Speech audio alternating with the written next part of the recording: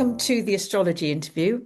I'm Sue Brain, and today I've got with me Mark Jones, which I'm so thrilled to have you here, Mark, because we do share something in common. Astrology, obviously, a love for that, but also both of us are psychotherapists, and with a particular focus on trauma. And I am concerned, and this is why I want to discuss this with you today, Mark, that astrologers now, because of this surge of interest in astrology, are coming really frontline responders now on people's anxiety and often trauma. And if you're not experienced with trauma, or you're not experienced as working with anxiety, or all of these very difficult things that the human experience chucks at us, how do we do that ethically, and what is the best way of working with that as astrologers? I mean, it's a very good question, isn't it? And in 2016, I published a book, The Soul Speaks, and I argued in the early sections of that book that as soon as you go to an astrologer for guidance, you're in a de facto counselling or at least coaching relationship. You've given a certain power or projection. The innocence of yearning of the child within wants to hear the magic of the life potential, or coming through a challenging period, or, what these recent losses I've been through, what the heck was all that about? And astrologers are, like you rightfully point out, being thrust into a world for which they perhaps have no training. I was on the astrology conference circuit really quite actively between about 2005 and 2019, before COVID shut everything down. And you can go to conference after conference, and there isn't a single talk about the user interface, as it were, the client experience, and what it is to sit there and intone to people the message from the stars. Well, today, Sue, we'll be looking at and this planet says this to you, Sue. And my years of study and reading ancient texts, I have walked down from the tower that looks out over the chasm. Yeah. And I am here to tell you this about your soul through the stars. And I explored in The Soul Speaks all the different transference that can bring about, the idealizing transference of the more innocent part of the person projecting onto the astrologer that they are like a spiritual teacher or some sort of fundamental guide to life. Yeah. And therefore the things they're saying to them come from this more like on high kind of place. Well, do they? I mean, frankly, the natal chart's a symbolic map, Sue, open to interpretation. It's more like going to a literature professor and asking them to interpret the poem of your life or something. Different astrologers will find different things in the poem. And if you're too prone, if you're too naive, you walk away with one interpretation of Shakespeare's sonnet that is your life. And it's very radically different from what someone else might have said. Absolutely. And yet you're changing your life as a result, potentially. Yeah. But I think, that's what people come for, don't they? I mean, I think particularly in astrology, having been a psychotherapist, and I'm sure you experience the same thing. Normally, therapy takes a time. It's a repetitive meeting, a set, let's say, every week or every 2 weeks or whatever. Yes. But it's over a long, extended period of time. Astrology is a one-hit wonder, normally. Well, this is why I'm arguing for a different model where the one-hit wonder is laying out the potential and then ongoing mentoring or coaching for a specially trained group. And I myself have provided that training at times. I did a 2-year spiritual psychology training for astrologers because the one-off reading is an insane amount of pressure, really, if you think about it. Yes. Therapists have it easy because at least you can course correct. If I say something difficult to you in the first week and I notice your reaction, 1 week, I can kind of go, oh, I noticed, Sue, when we talked about this, you were very defensive. Perhaps I got it wrong, and I can adjust.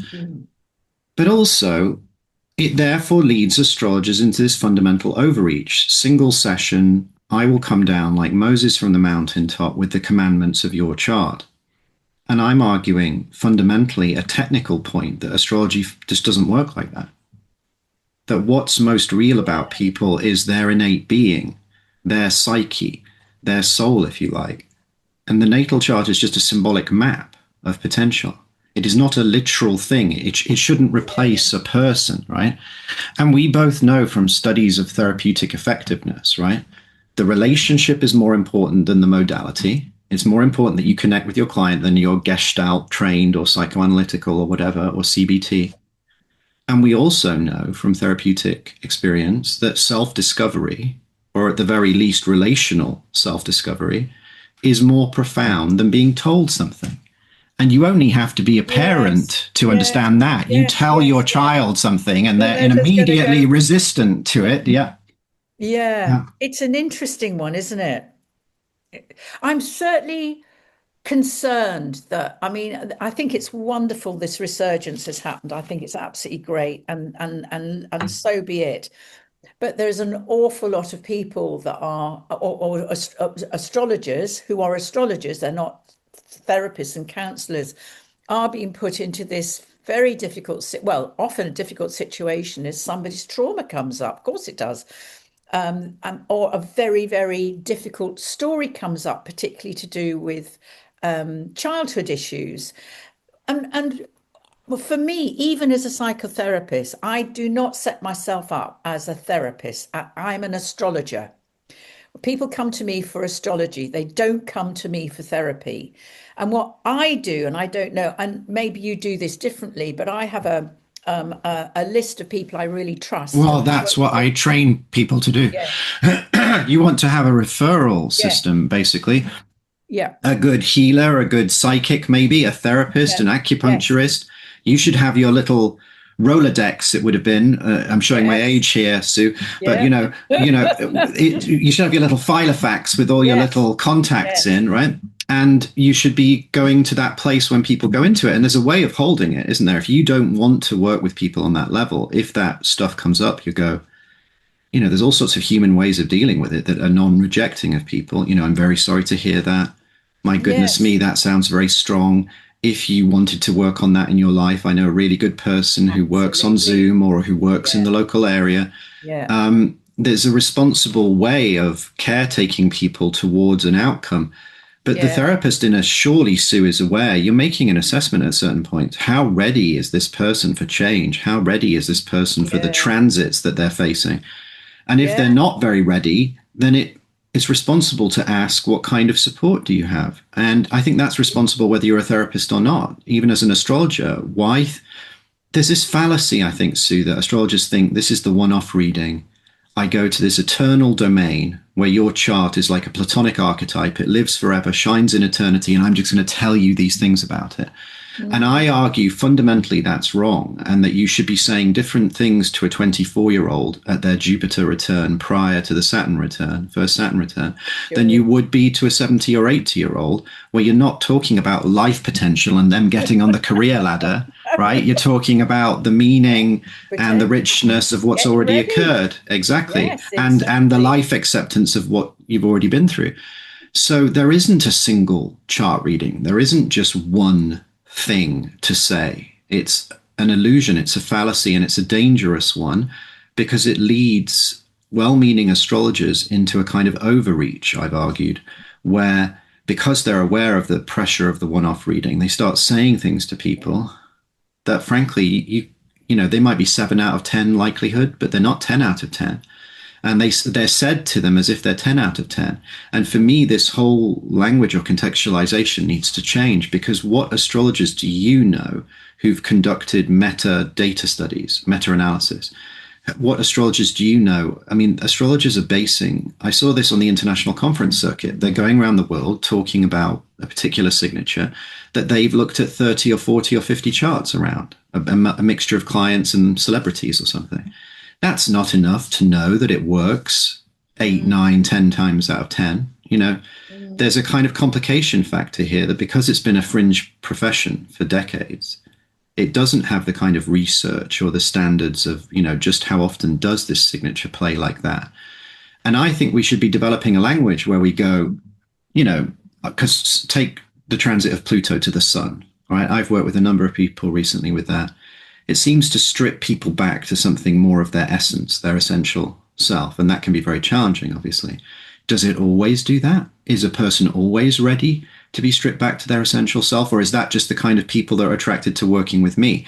We have to understand Yeah. that we are talking in a language of sometimes, and it often Okay. works like this, or Yes. it's an Yeah. archetypal possibility.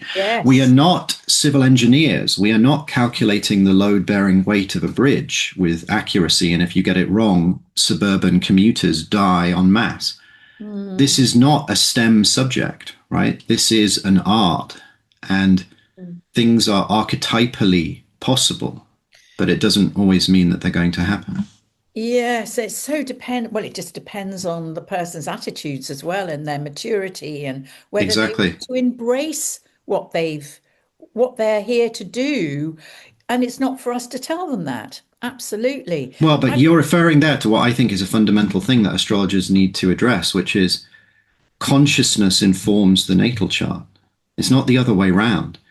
People can have very similar natal charts and completely different experiences. Look at some of the studies of twins.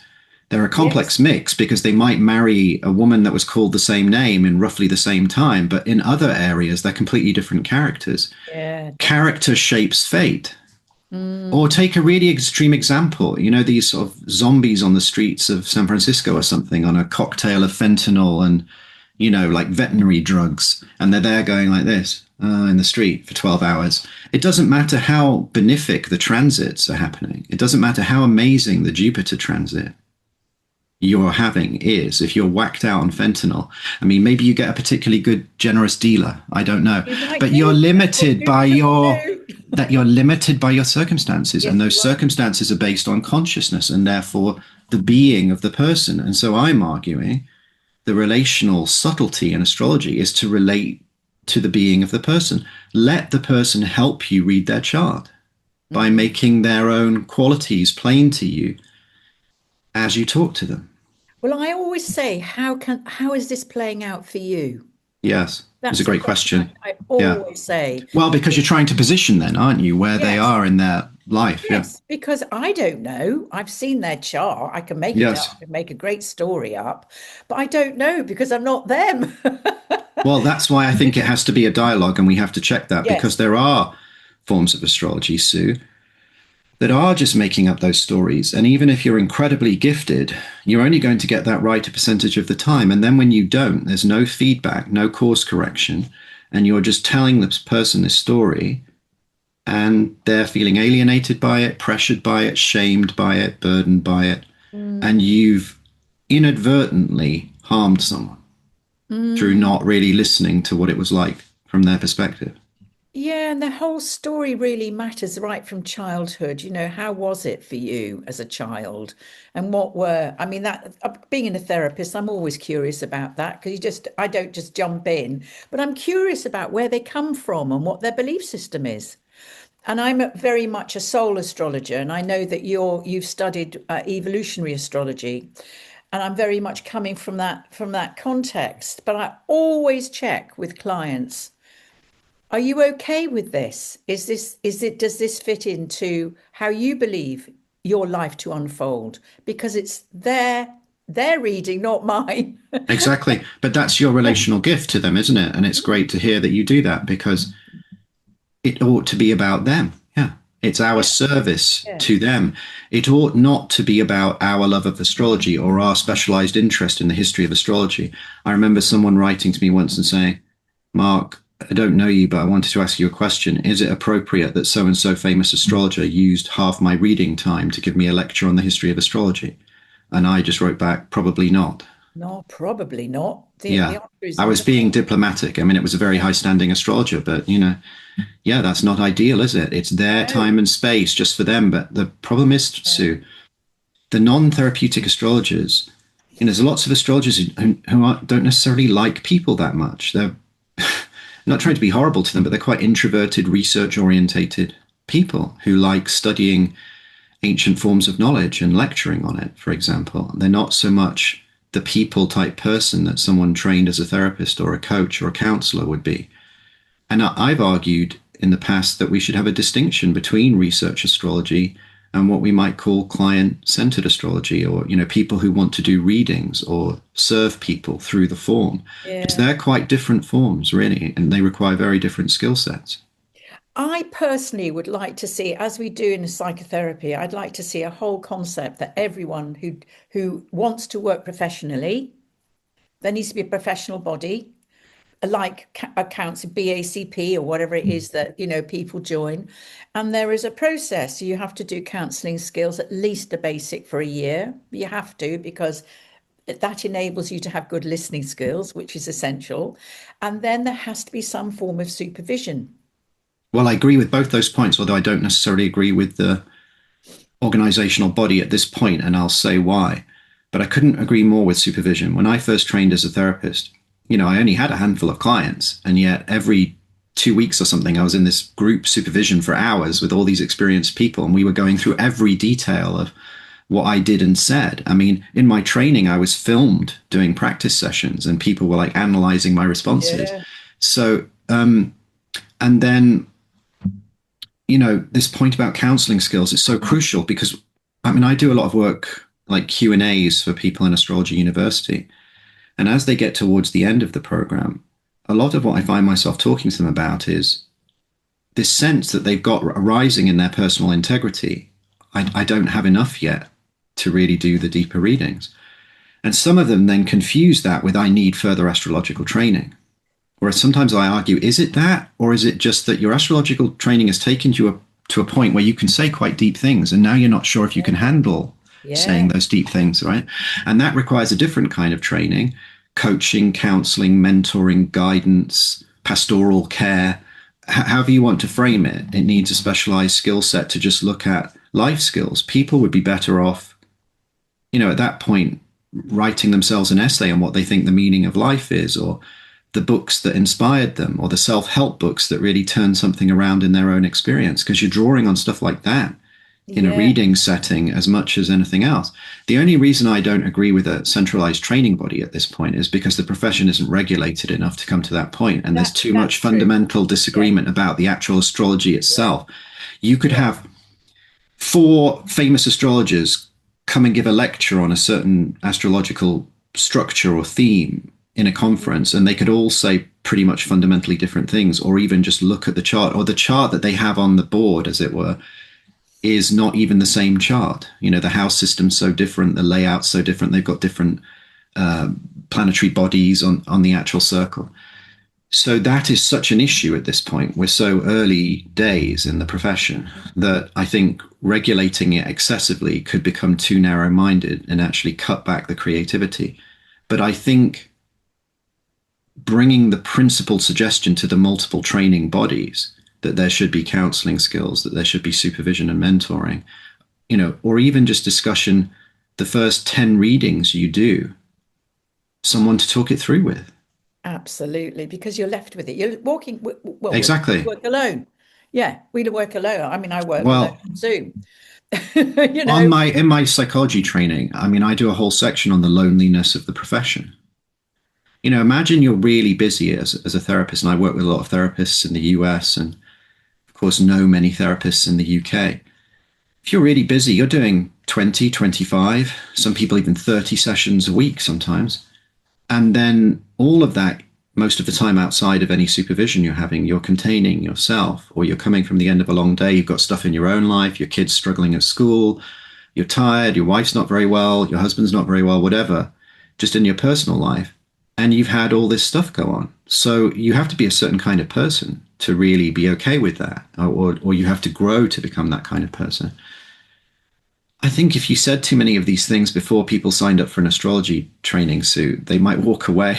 I mean, if you were really honest about what you're oh, no, it's saying about true. being an astrologer is like, It, yeah, it's true. I mean, I trained with the Faculty of Astrological Studies, and we yes, never spoke about any of this. I mean, there was yes, a little bit of it going on, but for me, I think there's two big things for me that I'm concerned of. One is this holding of space when the trauma is coming up, and how do you do that safely as somebody who hasn't got trauma experience. The other one is confidentiality, because sometimes those stories just, they're bingo, they're there now, as and they can be very, very shocking. As a therapist, we have that confidentiality clause with our client. We'll never speak about what goes on in this session. So we don't have that with astrology, and it's very easy, isn't it, to start going, oh, do you know, I had a client and this, that, and Yes. Well, I've heard people at conferences. I remember a famous astrologer moaning because the client was talking too much and they couldn't give them the reading. I always thought that was quite interesting. I think the confidentiality thing, you can just create that with the people you work with. And when I've shared deeper client work at points in classes in the past, I've always obviously got full permission, and I'm yeah, always sure. very grateful. And I always say, let's really respect this person with this challenging experience for sharing this and inspiring Yeah, us all about how we can address these things. yeah, The holding space, I mean, to be sort of both spiritual and cynical for a moment, you could say the universe is its own great kind of it filters people out, doesn't it? Because if it you're not going does. to hold It space does. very well, you're not going to find many people coming for readings. That's true. That's true. There is a brutal truth to that. It's even though it's a growth area, the market's so crowded already, and if you have a kind of Facebook feed like mine, it's full of people hawking their wares and offering their discount readings and their full moon and new moon reports. And I'm not trying to be down on people promoting themselves, but I mean, there's certainly a sense that people are, trying to say, ta-da, here I Yeah, am, yeah, come yeah. Oh, and yeah, avail yeah, yeah, yourself of my yeah, services. yeah, yeah, So yeah. it's not like there's so much, astrology is not so mainstream that everyone's going to an astrologer. But the deeper question is to do with people's integrity. And that's to go back to some of the students at Astrology University that I speak to there.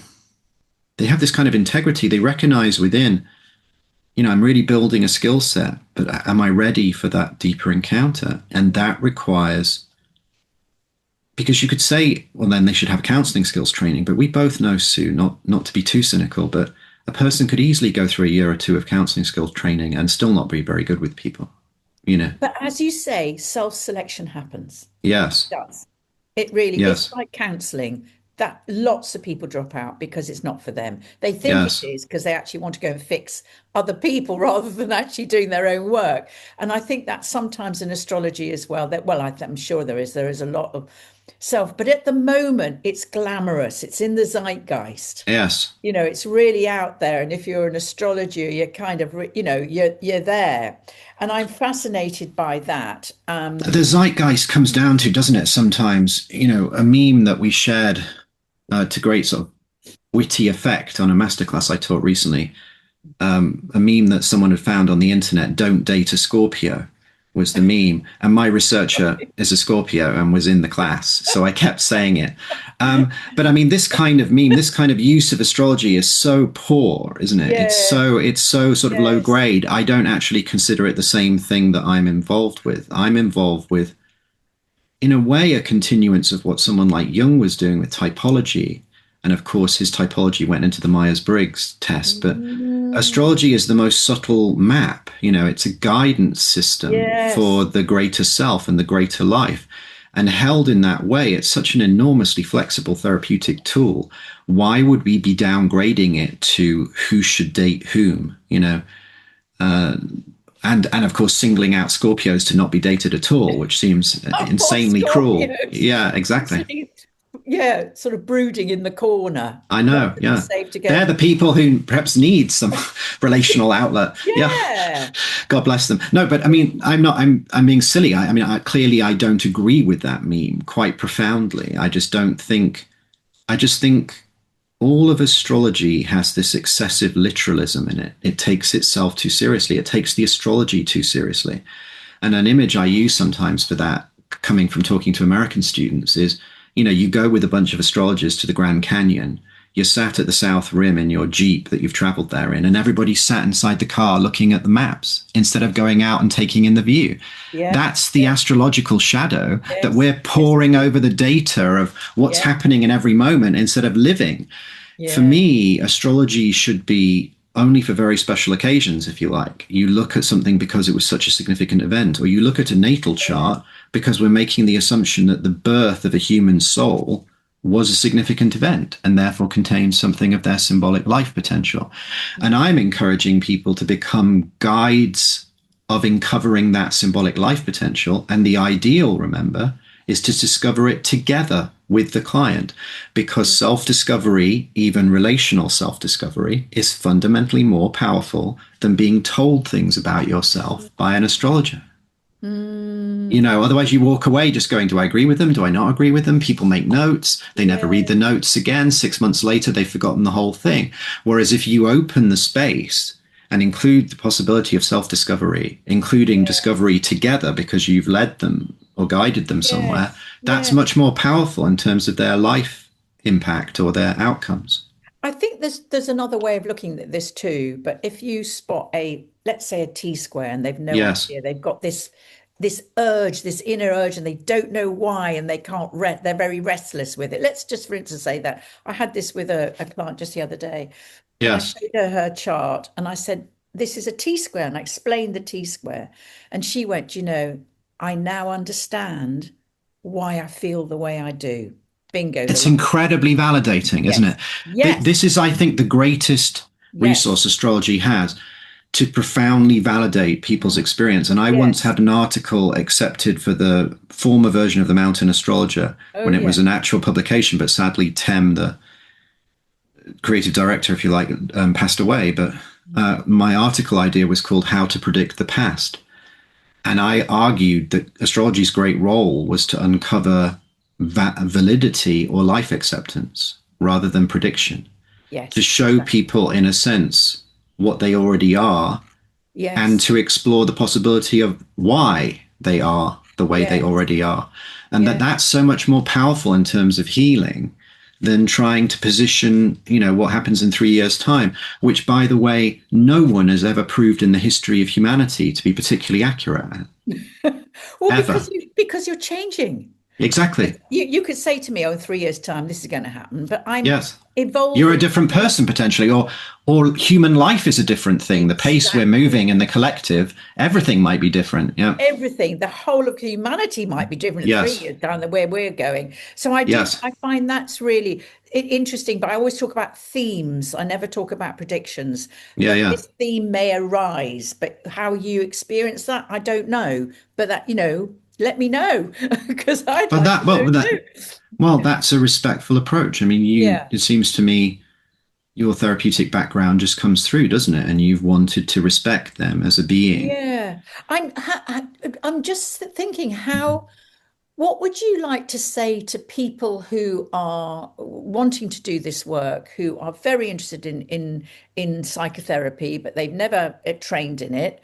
What would you like to say to them, and how would you like to keep them, the astrologers, safe? Because I'm sure you'll agree with this. When you're delivered a very difficult experience with a client, as therapists, we can go to the supervisor, but we haven't got that support system as therapists. So, what would you like to say to them? Well, I think we can create a supervision network in time, and Yeah, obviously I have supervised people at points, and I've recommended people to my friend and colleague who teaches the spiritual psychology training with me, who is not an astrologer but is a very experienced therapist and yeah, supervisor. So I think we can just make that happen. I genuinely do. What I would say to people past a certain point in their studies, and I'll say something different for beginners, but when you're a few years into your studies and you've actually found some useful things, quite quickly you're better off just deepening the things that you found to be really powerful astrologically, and then just almost getting rid of the rest. Not opening the other astrology books, not going to conferences on endless different subjects, because that can distract you from the path that you've started to form. And then the key becomes, how will I translate my vision of human potential or healing or possibility to people? And if you don't have one, this is when I argue you ought to start working on one. If you don't have a vision of human potential or meaning or healing or transformation, then why the hell are you an astrologer, and what do you think is really going on when you're looking at a chart?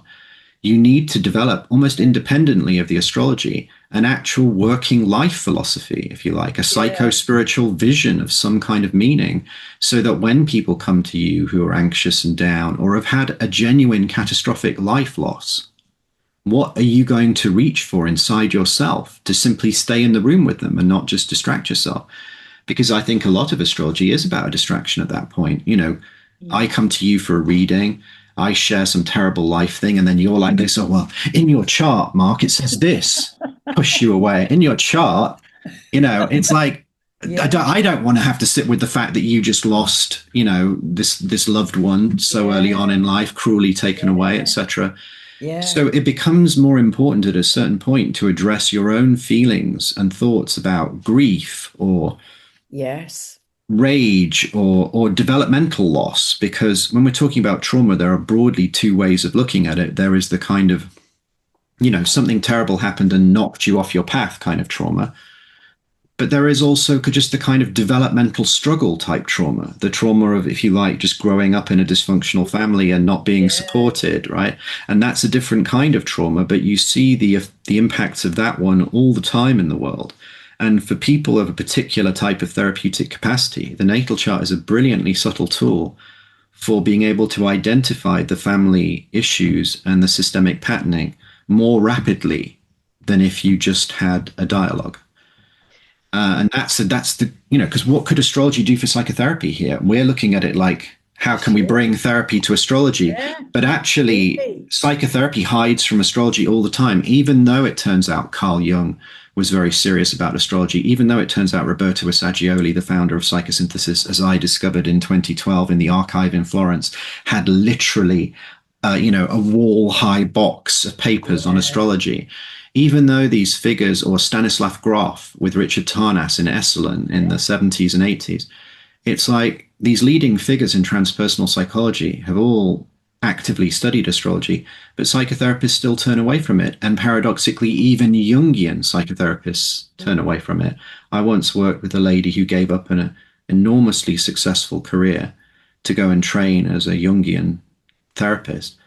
And then she stopped working with me because she had to work with an official Jungian therapist as part of the training institute. And that person started attacking her about her astrology from the first moment. Even though Carl literally wrote a thesis and wrote a book on the sun and the moon contacts and charts, or wrote papers and studied it very intensely. So we, we've got this yeah, paradox of the fringeness of the profession, but yeah, what would it do to psychotherapy to realize there's this map that you could use that might guide the therapy? Because the shadow of therapy is surely it might go on forever and not really resolve or get anywhere, right? That's the kind of therapy shadow. And then the astrology shadow is it doesn't go on long enough and you yeah, don't form a real relationship with a living fellow being. You just tell them a few pointers based on their chart, or you just do your own what Lionel Corbett, a Jungian trained teacher in the States who passed away recently, who was from Manchester in the UK, where I was born, who I had dinner with once in California, called the Dog and Pony Show.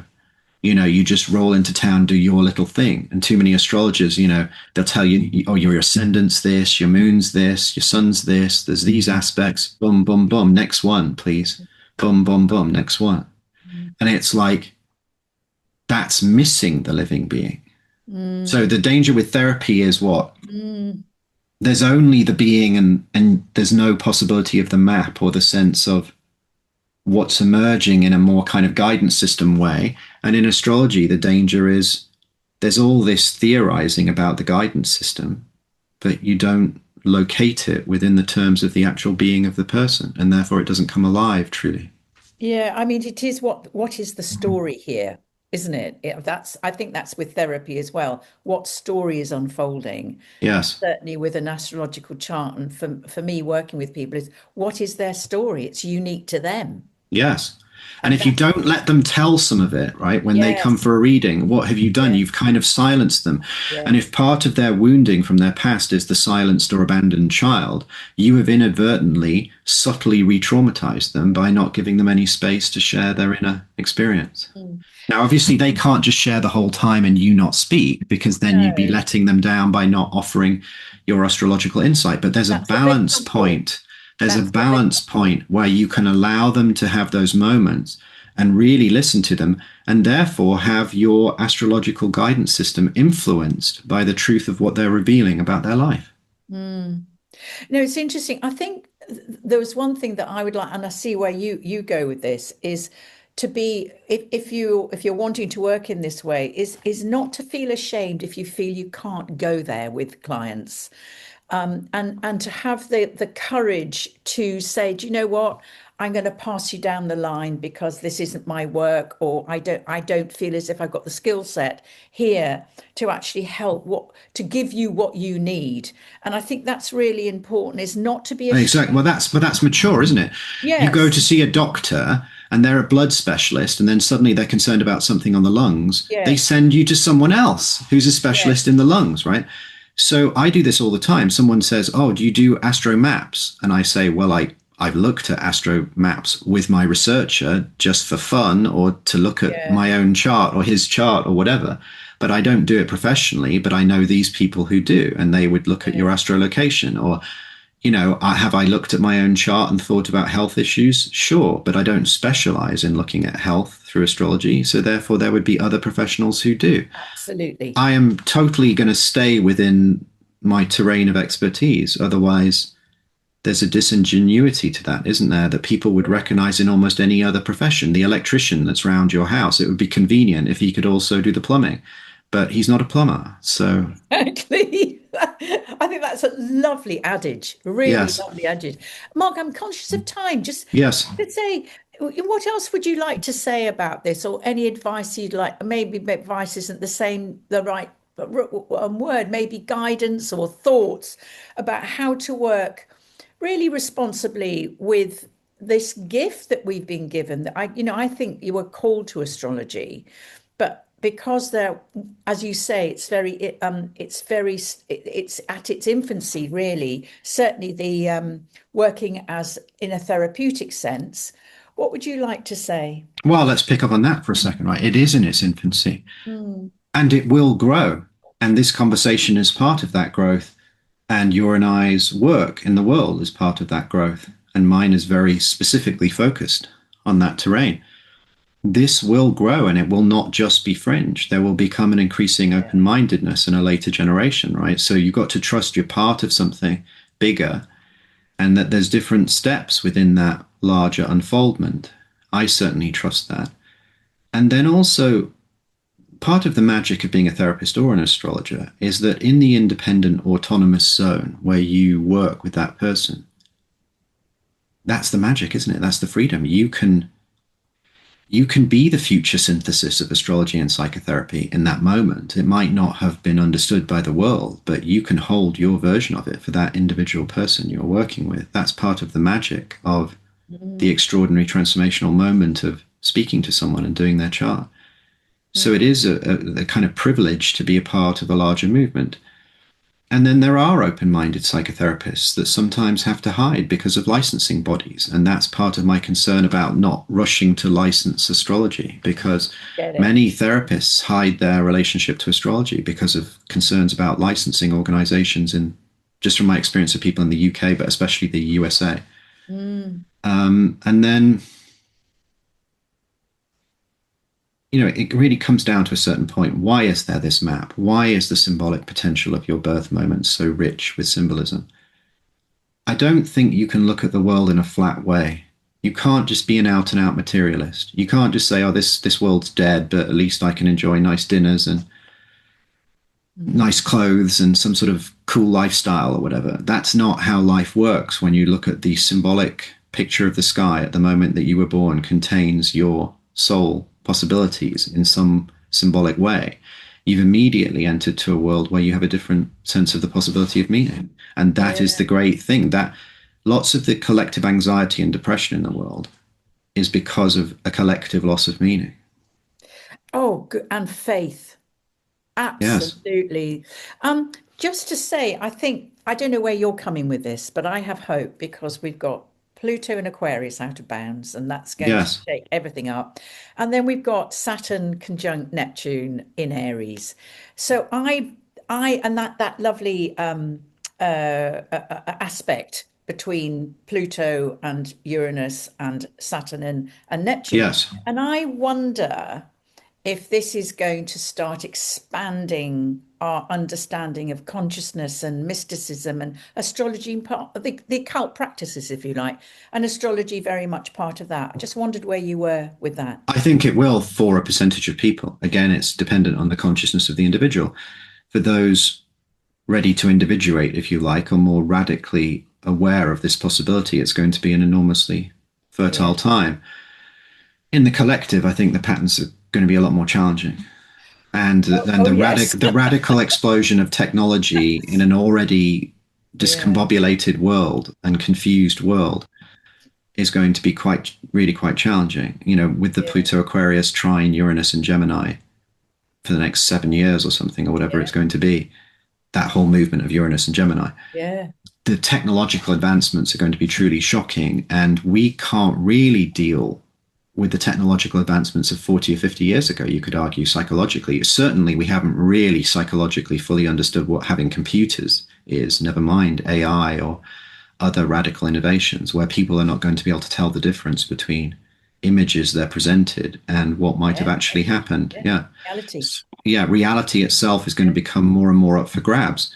But Yeah. then maybe on a bigger level, and again, maybe you can think I'm old fashioned here, but the loss of divine or sacred meaning in the world is a subtle and tragic level behind this for me. From Nietzsche's proclamation of the death of God in the 1890s to the rise of totalitarianism in the 20th century to, I don't know, I was thinking just about the fall of Tibet in the early 1950s recently, Yeah. and an unbroken Yeah. lineage from the 1300s to now of teachers. I mean, we keep knocking out these spiritual lights in the world, and then we're wondering why so many people seem sick. We must To their find a way souls. back. Yeah, Yeah. we must find a way back to a Yeah. transcendent value Yeah. system. Yes, absolutely. But this is why I feel that this shift is. I know we have technology exploding into ways that we can't imagine, but I think this soul, this desire for the yearning for who am I, why am I Yes, here, is going to only increase. Yeah, I do, and that's why I work with astrology and death, bringing the two together, because that's the ultimate question, isn't it? What, I'm going to exactly. die. What the hell am I doing here? And I think astrology can go a long way to helping people understand that process, That's giving fantastic. That's meaning fantastic and because, purpose. well, I think because the real advice I would give to people, and it's way Mm, beyond astrology, is recognize your own soul. And or even if you haven't yet, but you're just even intrigued by this conversation, I mean, just ask yourself, who am I? Or yeah. where are you, my soul? Or like Jung says so poignantly at the start of the book, where are you, my soul? My longing for you. I basically an apology almost. I'm so sorry for not paying sufficient attention, kind of thing. I mean, I'm terrible paraphrasing there, but Yeah, no, fair. you That's know, you it. know, we got to reach within and Yeah, recognize there is a real being. People, you have a real being. You have an essence. You have a psyche. You have a soul. And, yes, that might seem confusing or it might seem like it's in bad shape, but truly it will change everything in you and subtly in the world if you stay with that process and join that quality within in taking part in its dance into life, its unfoldment, its coming into being. And it's a game changer. And yeah. I think, yes, if you study astrology or coaching or counseling or therapy with that more soulful intention, the soul will help you find the more healing language. It gives your life purpose. Yes. And And that purpose is so crucial, isn't it? Purpose that's is it. you can handle an awful lot if it feels meaningful, and you can handle very little if it feels pointless. And you can handle a lot of trauma and very difficult experiences if you understand it has a meaning. Yes. And that's a huge process. And yeah, I always say, well, tell a mum who's lost a kid about that. And they go, I don't want to hear about that. So there has to be that time, that reflection, that ability, and you're being ready to see that, that event enabled you to stand here. Well, and that some events might break people, and Absolutely. that's just the way it is. I mean, I could easily be broken. I've got that Sun Pisces kinds of sensitivity to my own dissolution. I mean, I could easily be done in by personal tragedy or sufficient pain in the world. Mm, But that's part of the fragility of the human condition. That is not the same as saying the sacred nature of life is somehow a problem or that the divine has failed you. I think that's a yeah, crucial misunderstanding. yeah, People turn away from God, in studies of religious absenteeism or leaving the faith. Often this kind of, the world's so full of suffering. Why would God create this? Well, let's have a look at just how much of that suffering humans created with their rapacious greed and corruption. Yeah. Absolutely.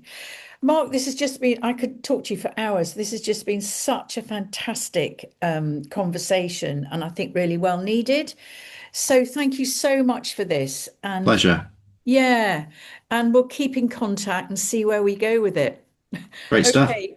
Lovely to meet you. Yeah, and just to say, anybody listening, please leave your comments. We'd love to hear, because your comments just inform us about whether this conversation has been very helpful or not, and we really hope it has. So see you all soon, and see you next time. Bye for now.